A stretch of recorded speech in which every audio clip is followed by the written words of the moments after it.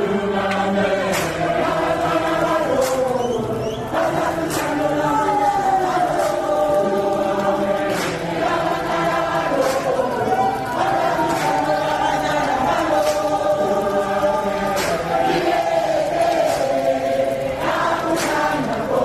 afternoon, everyone. I am Naledi Mutsi of Naledi Mutsi Media Production, and today we are live at Prince Mangosuthu Stadium, Olundi. Njengoba sidlala namhlanje, sizashare futhi sikhangele yonke imininingwane about Legacy Cup that is currently happening in Olundi. Stay tuned for more. Ngiyabingelela emakhaya sanibonani. Namhlanje usuku olukhulu kwesifundazwe sethu KwaZulu Natal. Usuku olukhulu kwezemidlalo eSouth Africa naKwaZulu Natal ngoba imidlalo eyaqalwa umasipala waseZululand, imidlalo yebhola lezinyawo ehlonipha igalelo neqhaza lenkosi kaButhelezi, umntwana kaBhidangene. Ukwehlekela imidlalo iqalwe esasekhona umntwana, iqalwa uSipho Mabheshakhona abaZulu esakhona usokhela. Esijabulayo ukuthi kuthe noma amaZulu eseshika izandla ephathwa uDkt Mzungu baqhubeka nale midlalo. Ngakho-ke namhlanje-ke yile midlalo-ke yaqala lapho sinamaqembu amane. Kukhona iNsingizini yaseSwatini, kukhona iNdlamela yangapha ekhaya eZululand, KwaNongoma, kube khona iRichard Bay, kube khona amaZulu. Mihle kakhulu imidlalo. iZulu lithanda ukusiphazamisa, kodwa sikujabulela ukuthi abantu bafike ngobuningi bawo bayithakasela, nokuthi-ke into eyenziwa umkhakha wezemidlalo wesifundazwe sakithi ukuthi uma kunengalabutho kuneqhawe elenze izinto ezinhle bese bethi nabo ngokwezemidlalo bafisa ukufaka isandla ukuthi bazibongele ngeqhaza lakhe. Umuntu kaBhidangene usebenze kakhulu ebuholini, usebenzile kahulumeni, usebenzile kwintuthuko yomphakathi, usebenzile emnothweni, usebenzile eNingizimu Afrika. Ziningi izinto emhlabeni asishiye nazo. Namhlanje sithi-ke iligasi yakhe siyaliqhakambisa, amagalelo akhe siyaliqhakambisa. Okungijabulisayo noma engasekho umntwana ukuthi umhlonishwa umeya waseZululand ukuthi uMashobane nomasipala bakhe bathi bayaqhubeka nale midlalo, izoba khona njalo ukuhlonipha igalelo lomntwana. Ngakho-ke nathi siwumela KwaZulu Natal sisondelile ukusondela eduze kwabo, sibambisane nabo ukuthi nathi siyavuma ukuthi umntwana usebenzile KwaZulu, umntwana usebenzile eSouth Africa. Mhlawumbe ngokubuka kwakho nje abantu i-attendance nabantu abakhona basahlelayo ngoba ukhona lana akunisezanisa yini ukuthi i-chief ayisithi bayingxenye yale midlalo? Mina kungiphazamisa personally ngoba vele ngithanda ukuthi lento ye-Afrikaans bathi local is like that.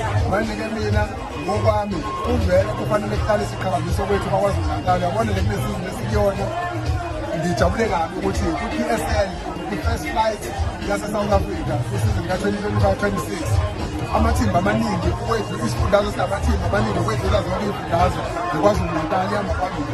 Ngakho-ke uma siyibambele thina sikhombisa ukuthi nathi siyakwazi ukwenza izinto zethu zikhuphuke siyisifundazwe. Kungijabulisa kakhulu. Yebo, kufanele sixhumane nabafowethu dadewethu kwezinye iy'ndawo kube siyi-social cohesion, kodwa kusiphazamisayo ngoba siyiKwaZulu Natal vele singazenzela sisodwa. Kepha-ke kuhle nokuthanda ngoba umntwana akayelwa KwaZulu Natal kuphela, umntwana akayelwa South Africa kuphela, umntwana womhlaba wonke. Mhlawumbe ukunemhlonishwa umuntu le hayi ubaphawula oyile nje laphaya kungoba vele into yeqembu, kodwa siyasuka ukuthi uze ngokuthi uqhamuka emnyangweni wezemidlalo. Mhlawumbe ukuqinisekisa ukuthi ngoba ngonyaka ozayo sibheke okukhethweni uyophinda futhi ubaphawula simbone futhi eqhubeka eyiseka le legacy. Akaze ngimbone-ke namhlanje umuntu omusha wakaKhawula weqembu elithize. Ngibone uNgqongqoshe umuntu omuhle eKhawula futhi kuzohlale kunjalo. Kubalulekile isizwe sakithi siqondile ukuthi uma ngabe kukhulunywa ngezinto zamaqembu ezombusazwe sikhuluma ngesikhathi sisawuna ngamavoti. Uma sekhona uhulumeni osesihlabeni uhulumeni wonke umuntu, kulo mnyango owubona wezemidlalo zobuciko namasiko siwumnyango wabantu bakwaZulu Natal. Bebo ozi-isolate-ayo ngokwakhe lokho. La sisebenza khona namaciko sisebenza siwuhulumeni, la sisebenza khona ezamasiko sisebenza siwuhulumeni, la sisebenza khona ezemidlalo noma wonke ama-federation siwuhulumeni. Okungangokuba izwi engilishilo ngifika emnyangweni wabasebenzi ngithe there is only one politician in this department and that's me. Ngoba mina ngiyipolitiki but uma ngifika ehhovisi angizile ukuwenza into epolitiki, ngizokwenza into ezidingo zabantu bonke bakwaZulu Natal.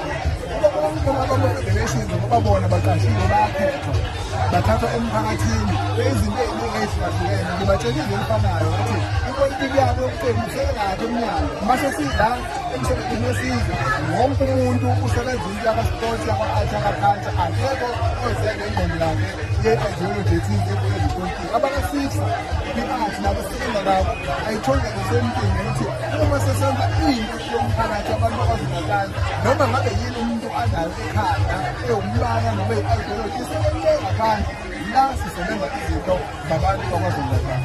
Kuyabona lapho ukhombisa ukuthi umnotho uzothuthuka endaweni eziluleke mhlawumbe nje ukuthi wonke nabantu baphumile bathenga futhi amathikithi beza eground. I-sport sineqhaza elikhulu negalelo elikhulu emnothweni wanoma yiphi indawo lapho kusebenzela khona i-sport.